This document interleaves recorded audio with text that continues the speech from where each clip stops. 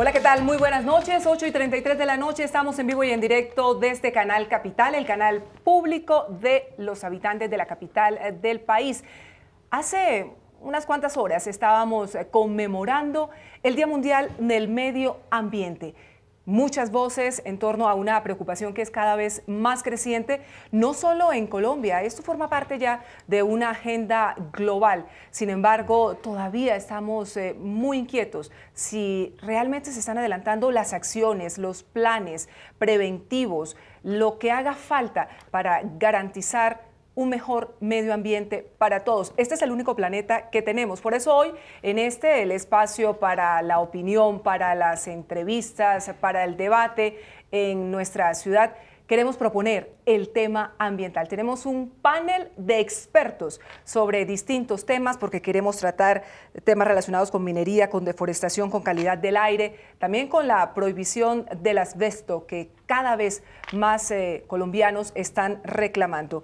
Así que nuestros invitados de lujo para que opinen, para que participen y ustedes también no dejen de hacerlo. Numeral Opina Bogotá para conocer sus opiniones acerca de este tema. Camilo Prieto es médico, filósofo, vocero de la Fundación Movimiento Ambientalista Colombiano y además maestrante en energía y sostenibilidad, un hombre que de manera permanente a través de sus redes sociales nos hace llamados en torno a la concientización frente a estos temas ambientales. Camilo, es un gusto tenerlo con nosotros esta noche en Opina Bogotá. Muchas gracias por la invitación, feliz de poder compartir este espacio también con Carlos, que venimos ya hace años caminando en estas causas. Nuestro segundo invitado, no menos importante, es Carlos Fonseca, ingeniero en ciencias ambientales, exdirector de Colciencias, ex viceministro de Ambiente y además actualmente está dirigiendo una empresa que es absolutamente maravillosa. Es una cumbre ambiental que se va a llevar en la ciudad de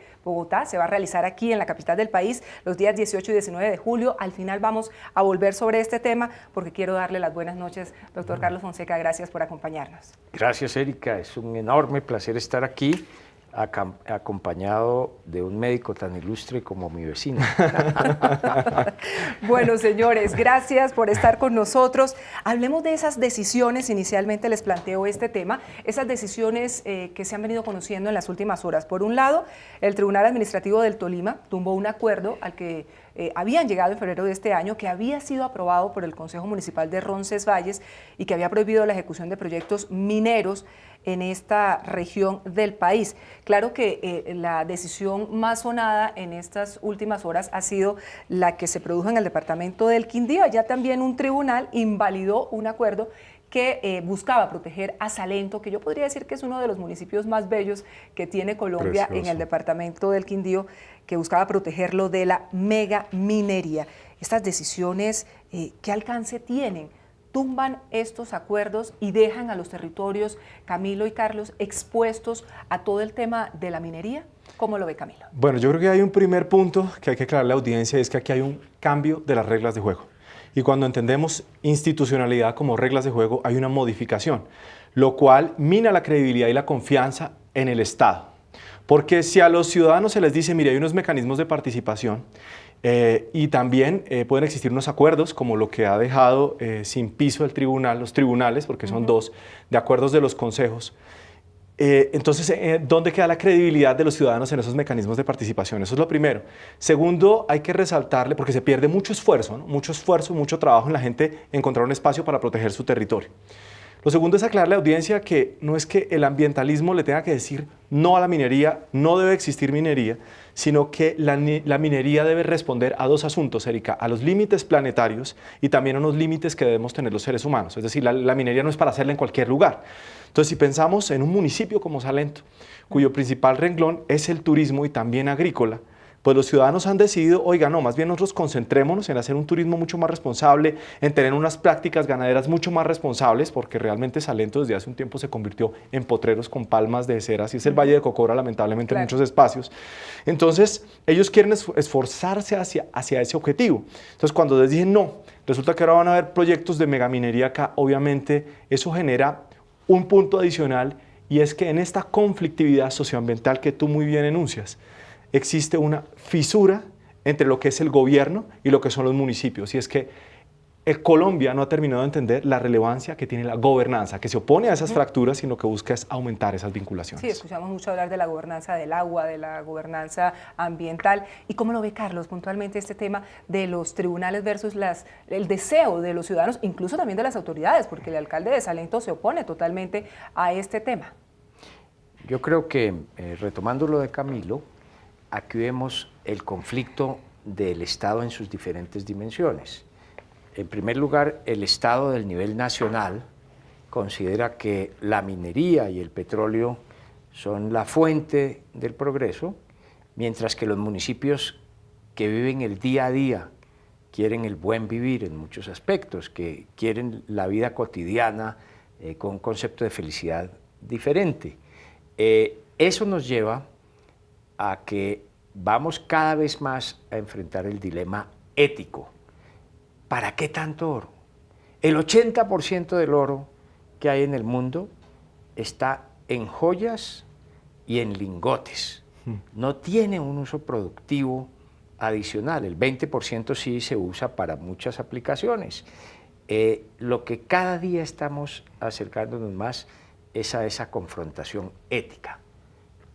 Camilo ha mencionado los límites planetarios. Nuestra civilización va a ser la civilización que tiene que hacer el cambio radical, un cambio cultural, y es aprender a vivir dentro de los límites planetarios porque ya los excedimos. Pero déjeme ir más allá, porque aquí hay una situación que dice el tribunal, quiero actuar como tratar de ser imparcial frente a este tema, el tribunal dice que esos consejos están actuando sin adelantar procedimientos y lineamientos que ha establecido la ley para estos eventos, asegurando que la competencia para regular el suelo no depende directamente de los consejos. Sí. Entonces ahí, ¿quién tendría que intervenir? Porque ahora las consultas también ya no tienen mayor validez de acuerdo también con decisiones de los altos tribunales. ¿Qué queda, Camilo y Carlos? Mira, es que ahí es donde retomo el punto inicial de cambio de reglas de juego. Se habían establecido 3 mecanismos para que las comunidades o los municipios pudieran decirle no solamente a la minería, sino a diferentes tipos de actividades. Acuerdos en los consejos, ¿de acuerdo? Ese es una herramienta. Lo otro a través de los POTS, de los planes de ordenamiento territorial.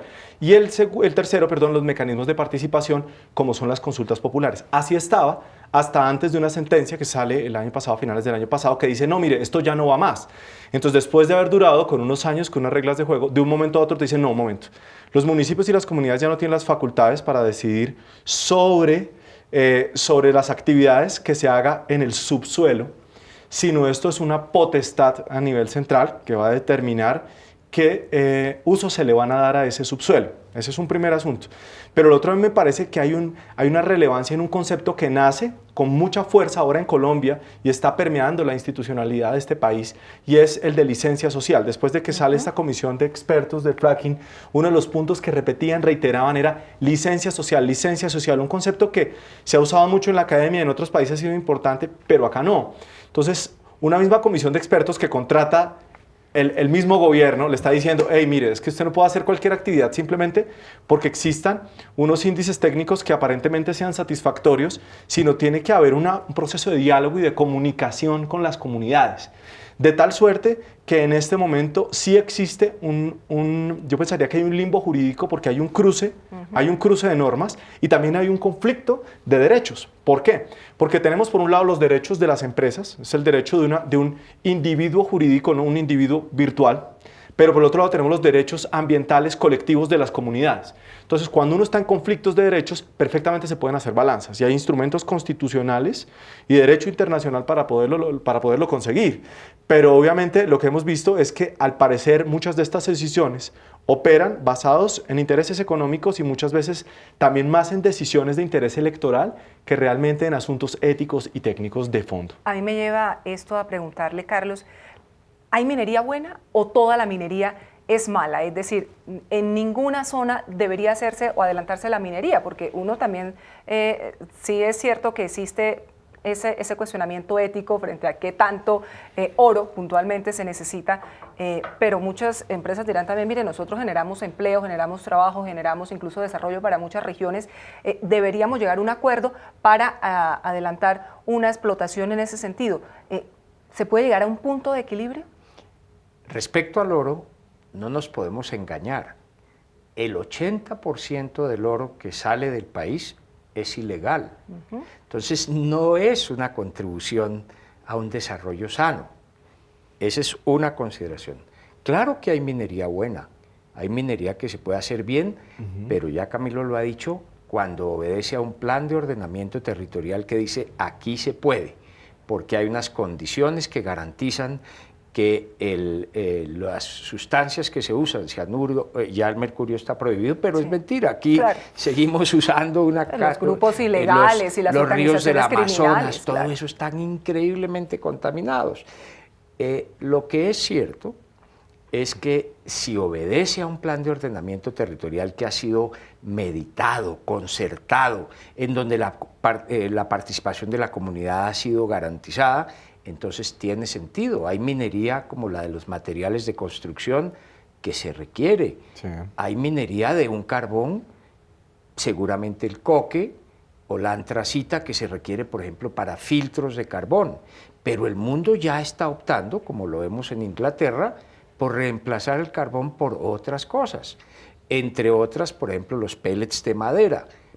Es decir, se avecina una bioeconomía que hay que tener en cuenta y ese es el tercer factor. No hemos hecho las cuentas bien hechas. El análisis económico es tremendamente sesgado, no tiene en cuenta las externalidades negativas. Lo que tenemos que obligar de aquí en adelante a cada sector es a que el análisis económico se haga bien. Las cosas negativas, las que afectan a los demás, tiene que entrar en la ecuación de beneficio-costo, que es donde nos tienen muy mal balanceados. Todas las industrias de este país tienen que hacer un esfuerzo muy grande para incorporar los costos hacia los demás, las externalidades negativas que no se están tomando bien en cuenta. Planes de ordenamiento territorial, entonces, Camilo, que incluyan consideraciones medioambientales, pero que verdaderamente se cumplan, es decir, que luego no vayan a llegar tribunales que terminen tumbando ese tipo de acuerdos, porque al fin y al cabo los POT terminan pasando por el Consejo. Sí, claro, ahí viene un asunto muy complicado en nuestro país y es que no hay continuidad de las políticas públicas.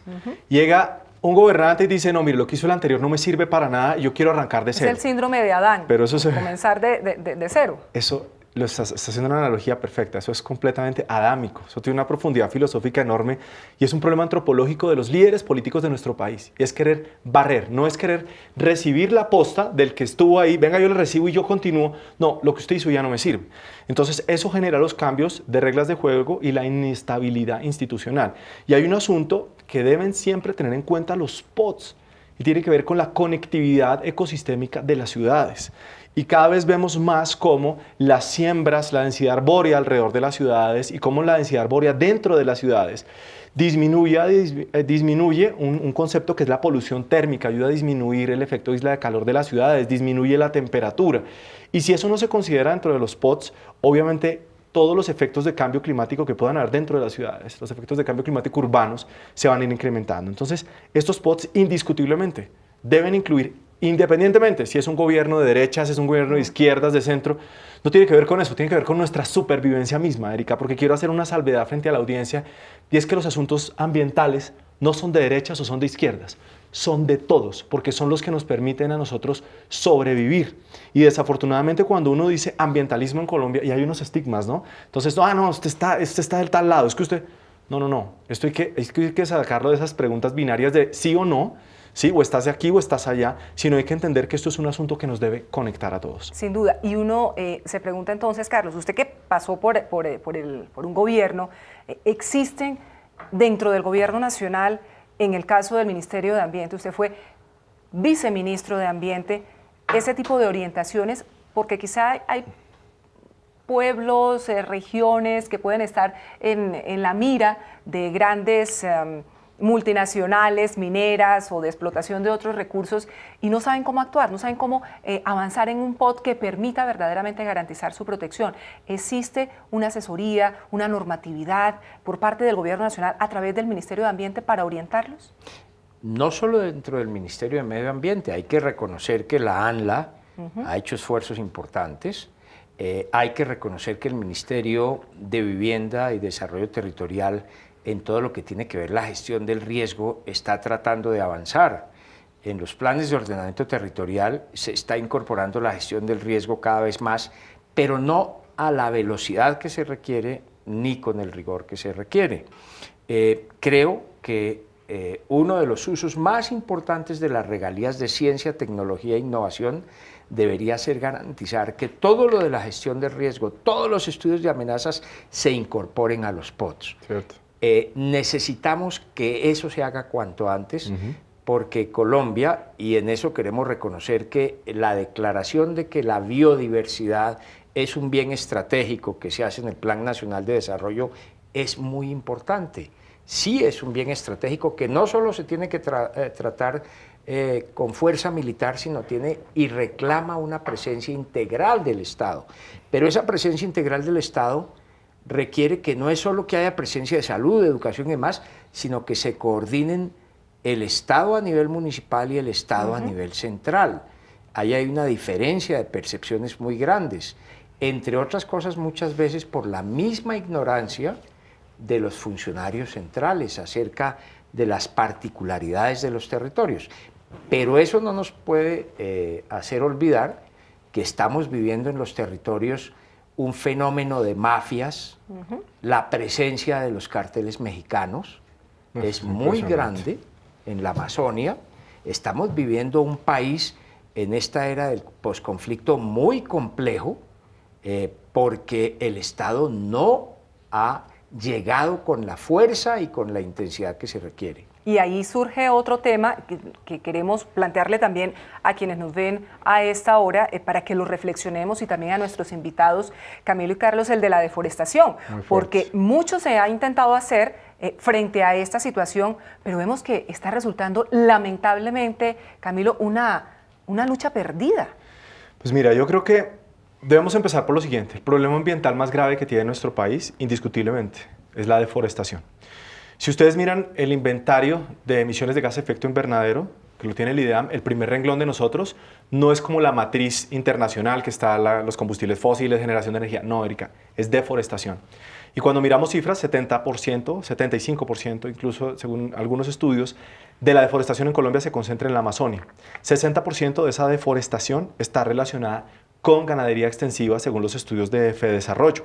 Y vimos cómo en los primeros 13 meses del año los incendios criminales empiezan a dispararse aprovechando tiempos de sequías para seguir moviendo ese desplazamiento de querer generar más potreros en territorios que antes fueran bosques.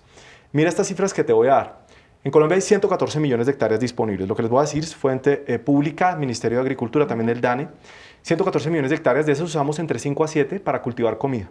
Más o menos unos 5 millones para títulos mineros, más o menos 220 mil para cultivos de coca, cultivos ilícitos, 38.1 millones de hectáreas para ganadería.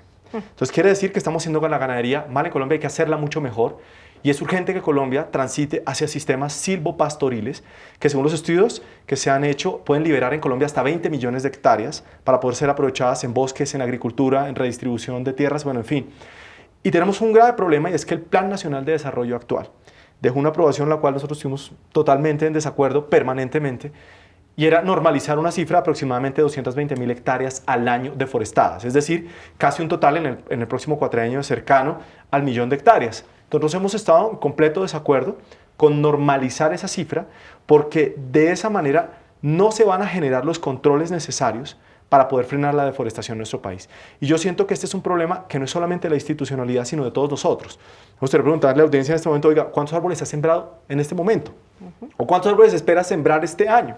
Porque es que este tiene que ser una tarea de todos. Aquí aprovecho para hacer una cuña, el 15 de junio vamos a hacer nosotros una jornada de siembra en el páramo de Guacheneque, donde nace nuestro amado, olvidado río Bogotá, donde vamos a iniciar una campaña, aspiramos aquí con la Fundación del 2022 de sembrar 100.000 árboles, porque nuestra respuesta frente al Plan Nacional de Desarrollo no va a ser quedarnos con los brazos cruzados o trinando o indignándonos, sino queremos dar ese paso a la acción. Entonces, de paso, aprovecho para hacer esa invitación y que todos nos untemos las manos de tierra para aprovechar y sembrar árboles. Esa tiene que ser nuestra respuesta mediante la acción. Quéjese menos, actúe más y sea un agente de cambio social.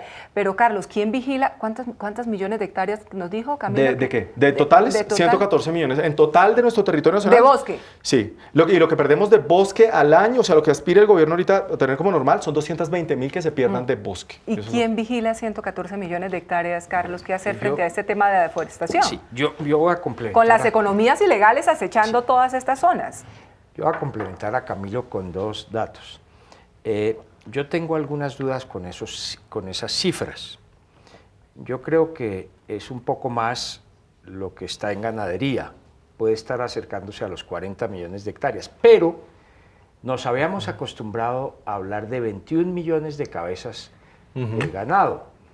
En la vacunación contra aftosa y brucelosis del año pasado, la primera vacunación, porque se hacen 2 al año, resultaron 26,5 millones de cabezas de ganado, y en la segunda es muy posible que estuvieran en 28 millones. Seguramente sí, claro. ¿Por qué nos equivocamos en esa cifra?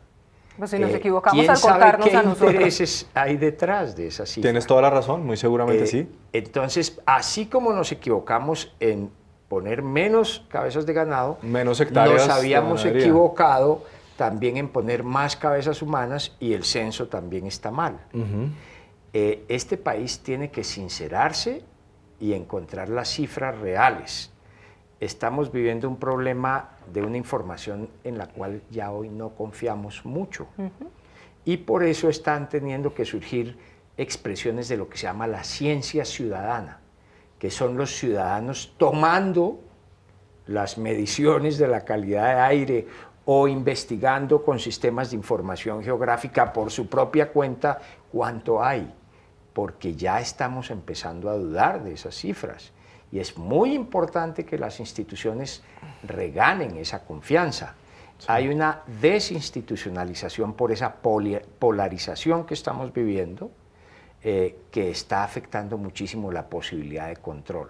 Claro, eso es terrible, porque la consecuencia de ello es, si no tenemos la certeza de las cifras, si no tenemos la confianza de los datos, Total. pues claramente cómo se van a emprender acciones. Y hablaba Camilo, del tema de la calidad del aire. Usted trajo un aparatico para medir la calidad del aire. Midamos la calidad del aire. Eso que hablaba Carlos es... En el estudio a esta hora 8:55. Les voy a contar una anécdota. Esto se volvió súper popular, sobre todo en China. Esto ya es como literalmente tener un cepillo de dientes en China, y por eso los costos de los exposímetros han bajado tanto, por el deterioro de la calidad del aire. Eso es un exposímetro. Exacto.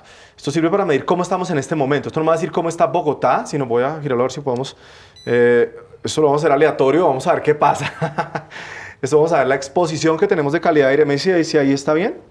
¿Ahí está bien ubicado? Ahí lo ve la cámara, sí. Ahí lo está registrando. Sí, mira, ahí estamos. Perfecto. Bueno, ahí en este momento está analizando. Esto utiliza sensores láser para ir mirando. Entonces ahí nos va a dar. Lo primero, ahí todavía no ha terminado de medir. Está haciendo, esto que se ve acá es material particulado de 2.5, nos dice que está bien, pero tenemos, mira, que nos dice que está pobre la calidad de aire, nos dice que lo que está elevado, aquí adentro es el formaldehído. Les tengo esa noticia. Formaldehído, muy posiblemente por pinturas. Acá pintan con frecuencia los estudios. Claro. Muy bien. Entonces, formaldehído está elevado. Los niveles altos de formaldehído, no tanto como estos, sino mucho mayores, están relacionados incluso con el desarrollo de cáncer. Hablemos no tanto en los espacios cerrados, sino pensemos también con el uso de los biocombustibles, de los mal llamados biocombustibles. Uno de ellos, que es el bioetanol, tiende a liberar altas concentraciones de formaldehído. Entonces, fíjense cómo uno con esto puede hacer lo que decía ahorita Carlos. Voy a girarlo un poquitico. Ahí pueden ver en rojo. Ahí está perfecto, sí. El segundo que está en rojo es el formaldehído. Entonces, lo que decía Carlos que uno puede hacer con estos exposímetros ahora es ciencia ciudadana. Muchas veces pasa que uno ve los informes públicos, aunque acá hay una aclaración, en Colombia no hay datos abiertos para calidad del aire, solamente Bogotá y Medellín. Y cuando uno revisa, mire este dato, 76% de las estaciones de calidad de aire que recoge información en el IDAM muestran problemas de calidad. ¿Sí? Es decir, si en este momento un habitante de Tunja quiere saber qué calidad de aire está respirando, le toca derecho de petición o un amigo que trabaja allá para que le cuente. Esto es perverso, Erika, claro, porque los datos deberían estar abiertos, porque este es un problema muy grave de salud pública y de ambiente. Y es algo que refleja muy bien, Carlos, lo que la Procuraduría y Naciones Unidas en su parte de ambiente han dicho en las últimas horas. En Colombia, por lo menos en 1000 municipios, en 1000 municipios del país no hay planes de prevención, reducción y control de contaminación, entre otras cosas, porque no hay mayor información y por tanto no se adelantan acciones de gestión del riesgo para atender esos episodios críticos de contaminación de aire. Es como si estuviéramos ciegos frente a un problema que nos está matando, porque lo estamos respirando cada día y los datos son verdaderamente preocupantes. En Colombia mueren alrededor de 8.000 personas al año por causa de la contaminación ambiental. Erika, también, y sin querer ser ave de mal agüero, quiero contarles esto que me preocupa todavía más. Nosotros estamos midiendo unos gases y unas partículas. Así es, pero no todo. Pero estamos midiendo menos del 20% de los gases que realmente se emiten. ¿Cierto? ¿Y por Hay qué? un estudio ¿Por qué está pasando del eso, Carlos? profesor Schindel, porque no tenemos los sistemas para medirlos. Inversión Solo en tecnología. Este dato, Erika. En los Estados Unidos hay un estudio del profesor Schindel de la Universidad de North Carolina, donde estudió nuestro alcalde Peñalosa. El profesor muestra que un galón de gasolina cuesta más o menos $2,50 y un galón de diésel $2,50, pero los daños a la salud comprobados al medir los efectos de todos los demás gases, incluidos los que siempre medimos, CO2, SOX y demás, son $3,80 por cada galón si es gasolina y $4,80 si es diésel. Y los Estados Unidos en general están a nivel del mar, donde los motores funcionan mejor. Pero en Bogotá, a 2.600 metros sobre el nivel del mar, los motores, la combustión no es tan buena. Entonces, nosotros estoy absolutamente seguro que esos datos se quedan muy cortos. Es real, es real. Mire, por ejemplo, los datos de ozono. El ozono está relacionado con el desarrollo de múltiples enfermedades. El ozono arriba es buenísimo, pero acá abajo se produce también ozono por las emisiones de los vehículos.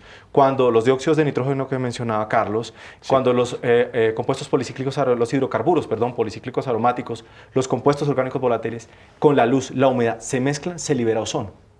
Y eso no lo medimos nosotros en estos dispositivos. Ni vimos midiendo el NOx, que son los dióxidos de nitrógeno, con frecuencia en estos aparatos que son lo que genera cáncer de pulmón. Y antes de arrancar el programa, yo te decía algo que me gustaría mencionarlo, y es que si lo miramos en cifras, el 36% de los cánceres de pulmón en el mundo se podrían prevenir si se mejora la calidad de aire, porque están relacionados con deterioro de la calidad del aire. 34% de los eventos cerebrovasculares, es decir, de las embolias, de las isquemias cerebrales, se podrían prevenir si mejora la calidad del aire. Y 27% de los eventos coronarios. Perdón, en Colombia, esto nos cuesta, según la Dirección Nacional de Planeación, la medio bobada de 15 billones de pesos, dice uno de sus informes. ¿Y por qué no prevenimos? Es que entonces, parecería todo más sencillo, además Carlos, hay otras prevenir. cosas, Erika. Para quienes tenemos hijos, nos preocupa profundamente en los últimos estudios. Se afecta la inteligencia, el crecimiento corporal. Está absolutamente medido en la contaminación de varias ciudades de la China. ¿Por qué estamos sometiéndonos a eso? ¿Por qué desde pequeños los estamos poniendo en desventaja? Tienes toda razón. Nos falta una ética fundamental. Es muy posible que los alcaldes que han tomado decisiones de comprar unos buses un poco más limpios es para poder dejar que puedan decir que fue durante su gestión, pero tenemos que volver a pensar en el largo plazo, con mayor generosidad, con mayor altruismo, con una ética. Tenemos que reconstruir la ética, porque si no, no vamos a sobrevivir. Sí, ¿Pero qué hacemos? ¿Qué hay que hacer entonces? Porque es que, sí, muchas veces terminamos echándole la culpa, y Camilo lo mencionaba hace un momento, al sector nacional o al sector regional, al local. Pero entonces los ciudadanos, ¿qué podemos hacer frente a estas situaciones que entre otras cosas no conocemos, no las tenemos muy claras? Mire, yo creo que hay dos asuntos. Uno es escoger muy bien y sobre todo nuestras autoridades nacionales, a quienes nos representan en el Congreso. Les voy a poner un ejemplo.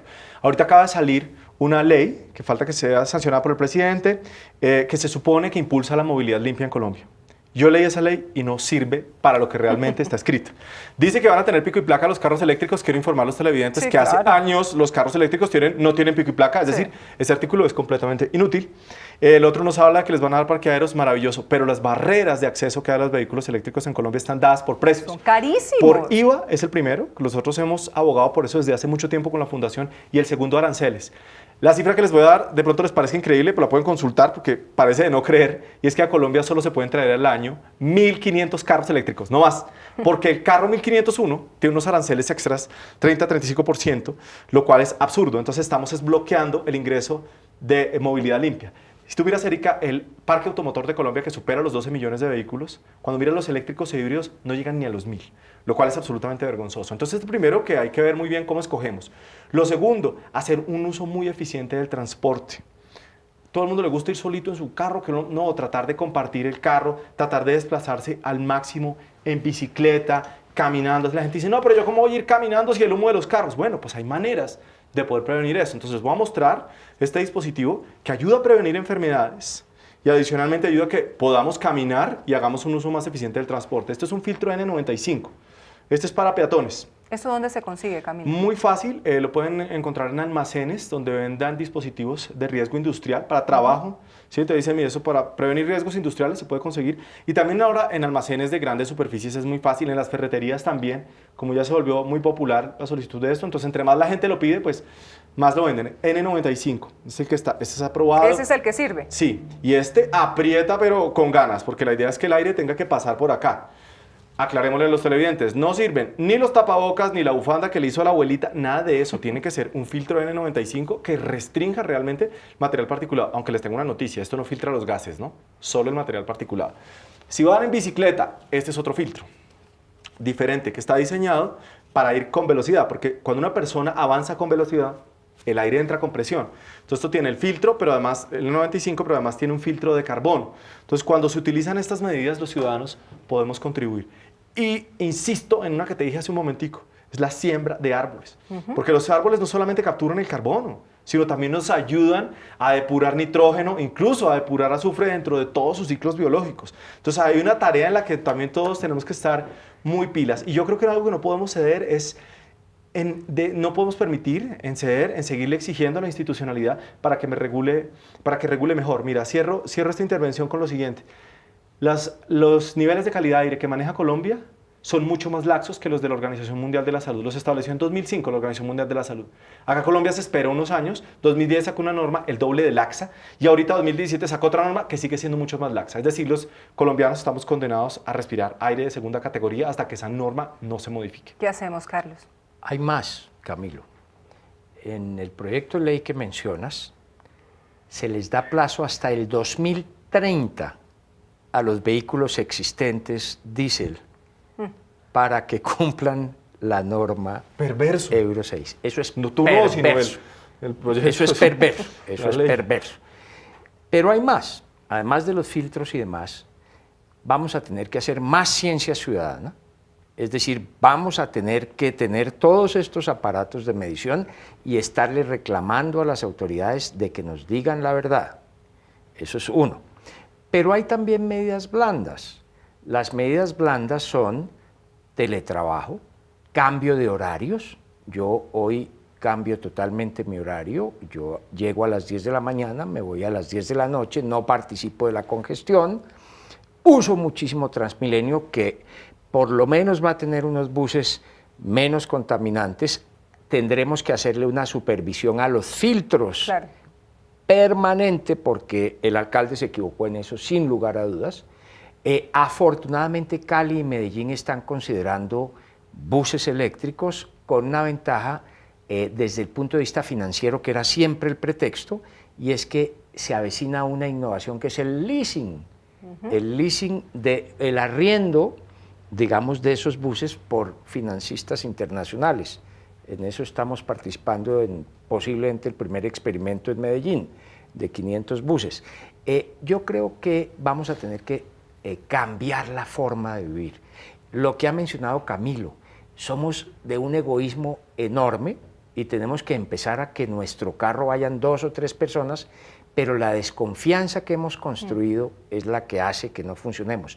Vamos a tener que inventar unos paraderos en donde la policía ha chequeado seguramente la identidad y en donde empezamos a ponernos de acuerdo, y además para eso están las apps, todas las aplicaciones, para que empecemos a construir la confianza necesaria para que los carros vayan de 3 a 4 personas. Todo eso vamos a tenerlo que hacer y no es ninguna innovación. En los Estados Unidos hace muchos años está el carpool y eso sí no lo imitamos. Imitamos solo el consumo desenfrenado y el desperdicio desenfrenado. Mire lo que nos dice Felipe Ledesma a esta hora: tremendos significados, límites planetarios, licencia social.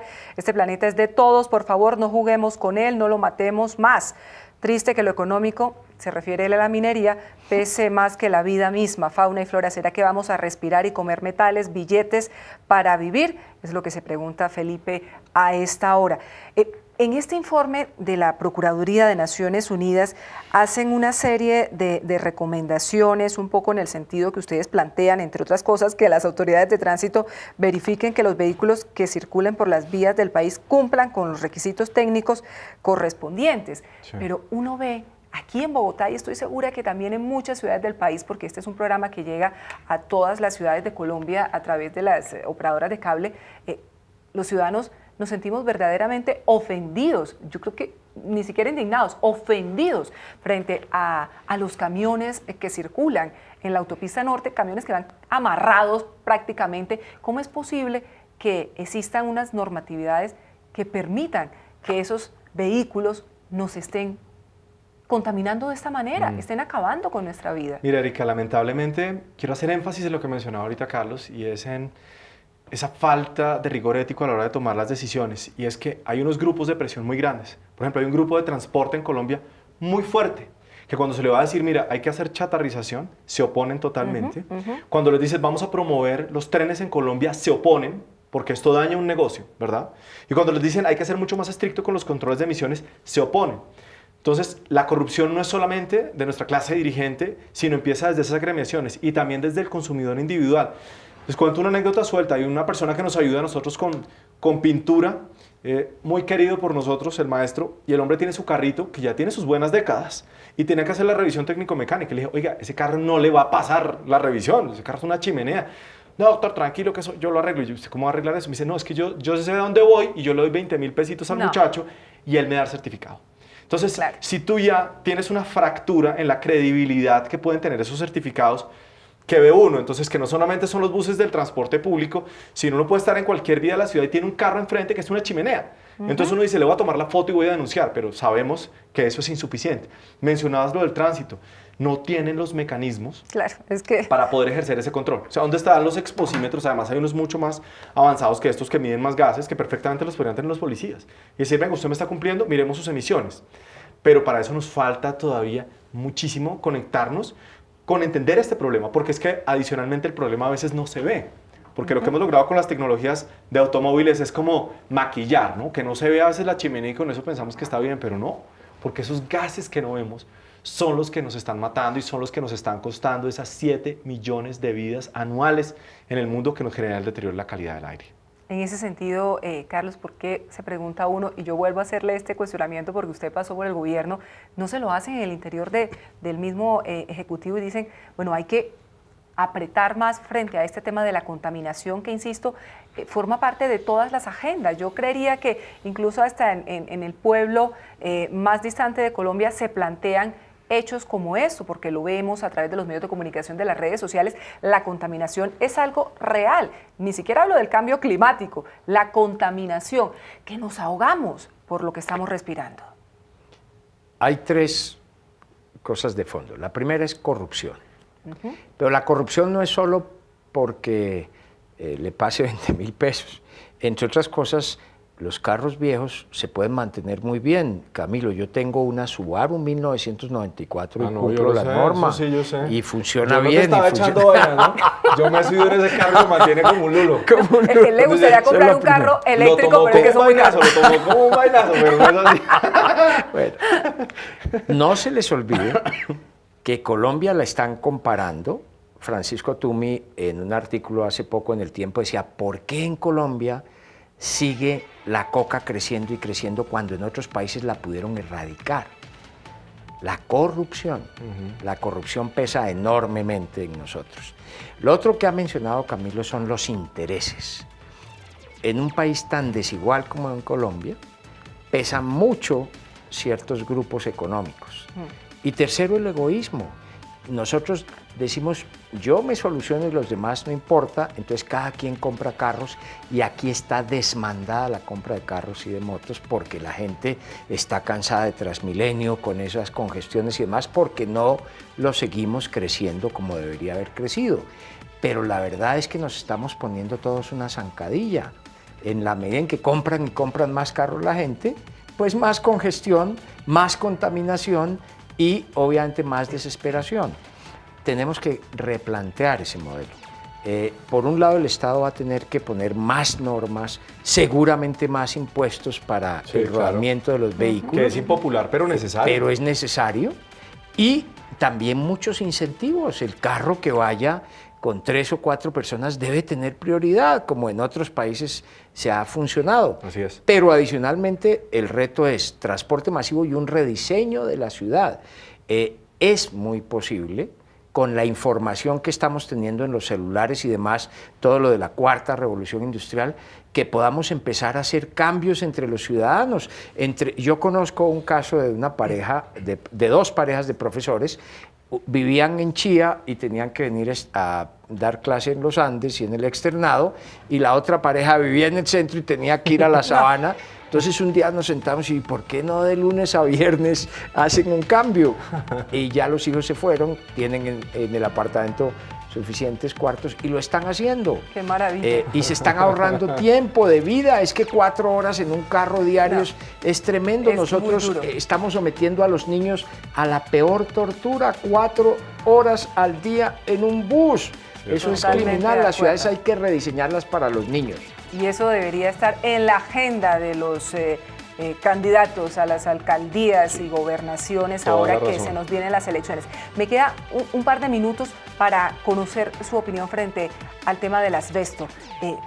Parece que no avanza definitivamente ese proyecto en el Congreso de la República. Va a volver a ser debatido la próxima semana. Hay algunas regiones, Boyacá, incluso en Bogotá, se está debatiendo el tema. Sí vamos realmente, Camilo y Carlos, a lograr la prohibición del asbesto en Colombia, teniendo en cuenta toda la información que ha venido siendo aportada de que es un elemento que desencadena cáncer, que es altamente cancerígeno? Y lo primero es que existe la evidencia médica suficiente mundial desde hace décadas de que el asbesto genera cáncer, específicamente de una película que envuelve los pulmones que se llama la pleura, da mesotelioma, y también cáncer de pulmón y otra serie de enfermedades. O sea, hay evidencia. Segundo, existen cientos, no unos poquitos, cientos de sustitutos para el asbesto. Tercero, en Colombia las mismas empresas que producen tejas, tubos, tanques con asbesto, lo producen sin asbesto y los exportan. O sea, sí tienen la tecnología para hacerlo. Cuarto, más de 30 países de la OCDE, a la cual también pertenece Colombia, ya han prohibido el asbesto. Y Colombia no. Más de 60 países en el mundo ya han entrado a esa onda porque han comprendido la necesidad de hacerlo. Pero hay una, y lo voy a decir con nombre propio, lo puedo decir con nombre propio, hay una organización gremial que se llama Asofibras, que se ha opuesto desde hace muchos años en que este proyecto de ley salga adelante. Ya se ha hundido 7 veces en el Congreso de la República. Esperamos que esta no sea una nueva oportunidad en la que este proyecto se hunda, porque es una necesidad para el país. Y yo creo que el Congreso de la República debe tener la altura para demostrar que los intereses de los ciudadanos, esos derechos colectivos que son la salud y ambiente, están por encima de los intereses particulares de unas poquitas empresas que están costando muchísimas vidas en nuestro país. Carlos. En la misma línea, yo creo que la corrupción está haciendo esos estragos de una manera brutal. Lo que los colombianos vamos a tener que hacer es hacerle seguimiento a cada uno de nuestros senadores, a cada uno de nuestros representantes para saber con qué intereses está aliado, porque lo que tenemos es una sumisión enfermiza Totalmente de acuerdo. de los gobernantes y de los congresistas frente a unos intereses, pero igualmente también eso va en la otra vía, y es que los chantajean también a los industriales. De esa manera no vamos a poder resolver. Y lo triste es que cuando una democracia se enferma de esa manera, las salidas que empieza la gente en su desesperación a considerar son totalitarismos gravísimos. De extremo, sí. De extrema, y eso no lo podemos permitir. Los ambientalistas estamos trabajando en que todas esas clases de decisiones sean profundamente democráticas. Pues miren, qué interesante esta discusión, se nos acaba el tiempo, son las 9:17, unos segundos finales antes de despedirnos, Camilo, para que Carlos nos cuente 18 y 19 de julio, cumbre ambiental en Bogotá. Sí, vamos a hacer una cumbre ambiental ciudadana que va a tocar todos estos temas, va a ser muy grande. ¿En dónde? Hemos encontrado dos aliados formidables, la Universidad Jorge Tadeo Lozano y la Universidad Central, que tienen una escuela de pensamiento ambientalista desde muchísimos años atrás. Lo íbamos a hacer en Tenjo, empezaba mañana y lo cambiamos por razones logísticas y también de seguridad para los líderes sociales que van a venir.